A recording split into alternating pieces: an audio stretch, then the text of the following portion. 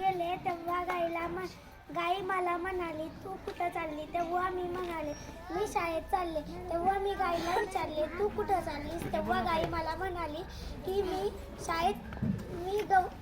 रानात गवत खाण्यासाठी चालले. गाई म्हणाली तू कुठे राहतीस. मी म्हणलं माझे एका चिंचाखाली घर आहे. तेव्हा मी गाईला म्हणाला तू मी जशी चिंचाखाली राहते तशी तू कुठं राहतेस. तेव्हा गाई म्हणाली इथं शेजारीच रानापाशी माझा एक गोठा आहे त्याच्यात मी राहते. परत मला गाई म्हणाली तू जेवण केलंस का. तेव्हा मी म्हणालो हो. ती म्हणाली तू जेवणामध्ये काय खाल्लं.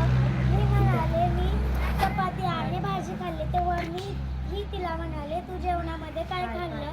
तेव्हा मी तिला म्हणाले की ती मला म्हणाली की मी जेवणामध्ये आज हिरवेगार गवत खाल्ले.